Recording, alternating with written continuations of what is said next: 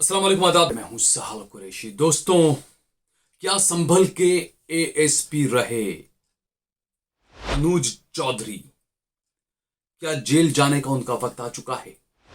यह बड़ा सवाल आज संभल में जिस तरीके से मस्जिद का सर्वे चल रहा था, उस मस्जिद को मंदिर कुछ लोगों ने माना और उसको लेकर सर्वे टीम पहुंची। उस सर्वे टीम के पहुंचने के दौरान वहां पर कई नारेबाजियां हुई। उस वक्त अनुज चौधरी वहां पर मौजूद बताए जा रहे हैं कि अनुज चौधरी वहां पर मौजूद थे और उसके बाद वहां पर दंगे हुए। 24 नवंबर का वो मामला है मेरे ख्याल से, जब वहां पर दंगे हुए थे और पुलिस ने गोली चलाई और वहां पर कुछ मुसलमानों की मौत हुई। एक मुसलमान की मौत हुई और कई सारे जख्मी हुए। इसी मामले में अब संभल में हुई हिंसा को लेकर सीजेएम कोर्ट ने अनुज चौधरी के खिलाफ एफआईआर दर्ज करने का हुक्म दिया है। इस मामले पर हम विस्तार से बात करेंगे, तफसील से बात करेंगे। अगर आपने हमारा चैनल सब्सक्राइब न किया हो तो हमारे चैनल को जरूर सब्सक्राइब कर लें यूट्यूब पर, और अगर आप फेसबुक पर हमारा वीडियो देख रहे हैं तो हमारे फेसबुक पेज को जरूर फॉलो करें। हमने हमारा नंबर दिया हुआ है। हमें आपके सहयोग की, आपके ताउन की, आपके समर्थन की सख्त जरूरत है, क्योंकि हमें भी अपनी टीम को लेकर चलना होता है। लंबे चौड़े खर्चे होते हैं, उसके लिए हमें आपके सहयोग की, समर्थन की जरूरत है। ज्यादा से ज्यादा हमने जो नंबर दिया हुआ है उस नंबर पर हमारा सहयोग करें, समर्थन करें। तो हम बात कर रहे हैं संभल में जो हिंसा हुई थी, उसमें एक मुस्लिम नौजवान लड़का मारा गया था। पुलिस की गोली से मारे जाने का आरोप लगा और उस मामले के अंदर जो लड़का मारा गया था उसके पिता ने अर्जी दाखिल की थी सीजेएम कोर्ट में और आरोप लगाया था कि पुलिस की गोली से मेरे बेटे आलम की मौत हो गई है। आलम के पिता यामीन ने एक अर्जी दाखिल की थी और इसी मामले पर सीजेएम कोर्ट ने फैसला सुनाया कि उस वक्त संभल के जो एएसपी थे अनुज चौधरी, उनके समेत 12 लोगों पर एफआईआर दर्ज की जाए। जो आईपीएस अधिकारी होते हैं ना, उन्हें यह बात बिल्कुल सोच समझ लेनी चाहिए कि सत्ता पक्ष, सत्ताधीश बदलते रहते हैं। आज किसी और की सत्ता है, कल किसी और की सत्ता होगी। एक ही पार्टी की सत्ता भी है अगर, तो आज मुख्यमंत्री कोई और है, कल मुख्यमंत्री कोई और होगा। उन सत्ताधीशों की गुड बुक में आने के लिए आप कुछ भी कर लेने के लिए तैयार हो जाते हो। आप कानून, संविधान, आपका शपथ, सब कुछ आप मोड़कर रख देते हो। लेकिन जब कानून का डंडा चलता है तो कोई बख्शा नहीं जाता। इसकी जीती जागती एक मिसाल अगर आपको देखनी है ना, तो आप मौजूदा प्रधानमंत्री नरेंद्र मोदी के गृह राज्य गुजरात के कई आईपीएस अधिकारियों के पुराने मामलों को उठाकर देख लें। आरोप लगे थे कि मोदी ने अपने इशारों पर उनको नचाया था। जो भी उन्होंने किया, उन आईपीएस अधिकारियों को जेल जाना पड़ा, कई महीनों तक जेल के अंदर रहना पड़ा, सलाखों के पीछे रहना पड़ा। वो अधिकारी जो मूंछों पर ताव देकर घुमा करते थे कि हमारे जैसा कोई अधिकारी नहीं, हमारे जैसा कोई ऑफिसर नहीं, हमारे जैसा कोई कानून का रखेवाला नहीं, अपनी मूंछों पर ताव देकर ये आईपीएस अधिकारी घुमा करते थे। लेकिन जिस तरीके से गुजरात की आईपीएस लॉबी को एक एक कर सलाखों के पीछे जाना पड़ा, उसको देखकर भी देश के दूसरे आईपीएस अधिकारियों ने सबक नहीं लिया। और अनुज चौधरी हमारे सामने एक और मिसाल बनकर अब सामने आएंगे। बड़े अपने आप को बॉडी बिल्डर कहा करते थे, अनुज चौधरी कहा करते हैं।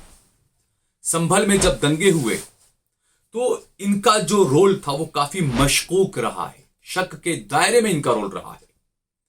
अनुज चौधरी अपने आप को बड़ा हिंदू सम्राट बताते थे और जब दंगे हुए, जब मुसलमानों पर गोली चलाई गई, तो यामीन ने कहा कि मेरा बेटा आलम वो मार्केट गया था, वो टोस्ट बेचने का काम करता था। टोस्ट बेचने के लिए वो मार्केट गया था। जब वो अपने टोस्ट बेचकर वापस घर लौट रहा था, उसी दौरान रास्ते में वो दंगे हो रहे थे और वहां पर पुलिस ने उसे गोली मार दी और उस बच्चे को शहीद कर दिया गया। उस बच्चे की मौत हो गई। आलम के पिता ने सीजेएम कोर्ट में अर्जी दी और अनुज चौधरी पर आरोप लगाया। उस वक्त अनुज चौधरी जो है वो सीईओ थे संभल के। बड़े, मैंने बताया ना, अपने आप को बड़े चुलबुल पांडे समझते थे वो। और सूबे के मुख्यमंत्री योगी आदित्यनाथ उनकी तारीफों के पुल बांधते थे, उनके तारीफों के कसीदे पढ़ा करते थे। अब जिस अधिकारी के तारीफों के कसीदे, तारीफों के पुल मुख्यमंत्री बांधता हो, उसे भला किसका डर रहने वाला है? याद कीजिए, रिकॉल कीजिए, गुजरात में मुख्यमंत्री थे नरेंद्र मोदी और वहां के आईपीएस लॉबी आप पूरी देखिए, इस तरीके से काम करती थी वहां की आईपीएस लॉबी। और क्या क्या हुआ, जो लोग जानते हैं, जो लोग मेरे खबरों को, मेरी न्यूज को देखते हैं, उन्हें पता है पूरा। पिछले कई वीडियो में उस पर बना चुका हूं। तो सीजेएम कोर्ट ने कहा है कि अनुज चौधरी समेत 12 पुलिस वालों पर एफआईआर दर्ज की जाए। लेकिन हैरानी की बात है, जब किसी अधिकारी पर किसी की मौत का, किसी की हत्या का अगर आरोप लगता है, तो पुलिस महकमे के अधिकारी भी चाहते हैं कि इस मामले की जांच होनी चाहिए। लेकिन चूंकि हिंदू सम्राट अपने आप को कहते हैं और बड़े हिंदू सम्राट योगी आदित्यनाथ की छत्र छाया में ये रहते हैं, फौरन जैसे ही सीजेएम कोर्ट का फैसला आया, संभल के मौजूदा एसपी कृष्ण कुमार बिश्नोई अनुज चौधरी को बचाने के लिए मैदान में आ गए। एसपी बिश्नोई ने कहा कि इस मामले की तो पूरी न्यायिक जांच हो चुकी है, अब दोबारा इसकी जांच की जरूरत नहीं है, इसलिए हम इस मामले में एफआईआर दर्ज नहीं करेंगे। यानी कि सीजेएम कोर्ट के फैसले को भी वहां के अधिकारी जूते की नोक पर रखते हैं। यह है नरेंद्र मोदी का न्यू इंडिया, यह है बीजेपी का और नरेंद्र मोदी का आइडिया ऑफ इंडिया, कि एक कोर्ट कोई फैसला देती है, सारे अधिकारी इसको जूते की नोक पर रखते हैं। यह हो रहा है। और यहां तक कि बिश्नोई ने यह तक कह दिया कि सीजेएम कोर्ट के फैसले को वो अदालत में चैलेंज करेंगे और अनुज चौधरी के खिलाफ एफआईआर दर्ज नहीं करेंगे। यह है, देखिए आपको बता दें कि वर्तमान में अनुज चौधरी प्रमोशन के बाद फिरोजाबाद में एसपी के पद पर तैनात हैं और कांग्रेस माइनॉरिटी डिपार्टमेंट के वाइस चेयरमैन शाहनवाज शेख ने 2024 में अनुज चौधरी और संभल हिंसा को लेकर मानव अधिकार आयोग को एक पत्र लिखा था और उसमें मांग की थी कि जिन लोगों को गिरफ्तार किया जा रहा है, जिन लोगों को परेशान किया जा रहा है, उस पर ध्यान दिया जाए और हिंसा में, गोलीबारी में जो मुसलमान नौजवान मारे गए हैं, उसकी न्यायिक जांच हो और उस पीड़ित परिवार को इंसाफ दिलाया जाए। मानव अधिकार आयोग ने उसके बाद एसपी वगैरह को सबको नोटिस जारी किया था, एक लंबी कार्रवाई चली और उसके बाद सीजेएम कोर्ट ने कहा कि अनुज चौधरी के खिलाफ और उसके साथ में 11 दीगर पुलिस वालों के खिलाफ एफआईआर दर्ज की जाए आलम की हत्या के मामले में। आलम की जब हत्या हुई थी 24 नवंबर 2024 को, मामला क्या था? संभल की जामा मस्जिद को मंदिर बताने के लिए सर्वे किया जा रहा था। हालांकि 1991 का 1991 का पैलेसेस ऑफ वर्शिप एक्ट साफ कहता है कि आजादी के वक्त 1947 में जो मस्जिद थी वो हमेशा मस्जिद रहेगी, जो मंदिर था वो हमेशा मंदिर ही रहेगा। लेकिन उसके बावजूद अदालतें ऐसी अर्जियों को एंटरटेन कर रही है। ऐसी अर्जियों को फौरन फेंक दिया जाना चाहिए कि भाई पैलेसेस ऑफ वर्शिप एक्ट है या प्लेस ऑफ वर्शिप एक्ट है, उसी को मानेंगे, कोई मंदिर मस्जिद का झगड़ा भी इस देश में नहीं चाहिए। लेकिन अदालतें फिर भी एंटरटेन करती है। और जो ये एसपी अनुज चौधरी अब नई जगह के एसपी बन चुके हैं, प्रमोशन लेकर वो फिरोजाबाद के एसपी बन चुके हैं, उनकी जो तारीख रही है आप उठाकर देखें।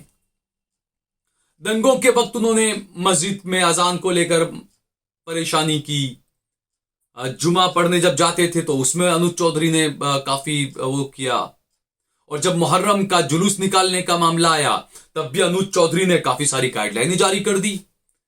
10 फुट से ऊपर कोई ताजिया नहीं होगा, कोई वायर बीच में से कहीं से हटाया नहीं जाएगा, डीजे नहीं बजेगा, ये नहीं होगा, वो नहीं होगा। कई सारी पाबंदियां मुसलमानों पर लगा दी गई।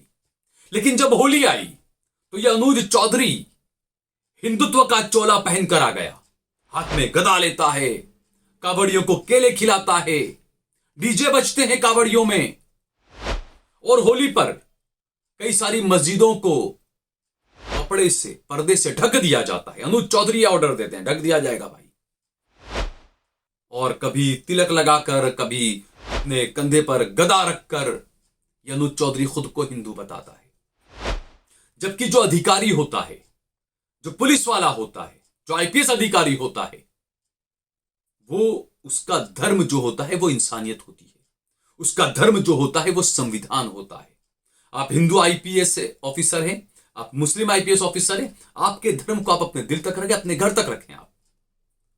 और अगर आप बाहर आकर कावड़ियों को अगर आप केले खिला रहे हैं, आप गदा लेकर साथ में हिंदुओं की यात्रा में चल रहे हैं, तो आपको मुसलमानों के साथ भी करना चाहिए। आपको मुहर्रम के जुलूस में भी जाना चाहिए। आपको मुहर्रम के जुलूस में मुसलमानों को पानी पिलाना चाहिए, तब आप अच्छे अधिकारी माने जाते हैं। लेकिन आपने जो व्हाट्सएप यूनिवर्सिटी के 2-2 रुपए वाले जो ट्रॉलर्स हैं ना, उनकी तरह आप बिहेव करने लग गए कि आप खुद को बड़ा हिंदुत्व सम्राट बताने लग गए। मुसलमानों को मारना, मुसलमानों को प्रताड़ित करना, मुसलमानों के खिलाफ झूठी एफआईआर बनाना, मुसलमानों पर गोलियां चलाना, ये आजकल के कुंठित मानसिकता वाले जो पुलिस अधिकारी हैं, उनकी करनी यही है आजकल। वो यही सोचते हैं कि हम ये सब करेंगे, मुसलमानों को जितना ज्यादा प्रताड़ित करेंगे, हमें इतना बड़ा पद मिलेगा, हम सरकार की इतनी अच्छी गुड बुक में आ जाएंगे। लेकिन मैं बार बार कहता हूं कि ऐसे आईपीएस अधिकारियों को गुजरात के आईपीएस अधिकारियों से सबक लेना चाहिए।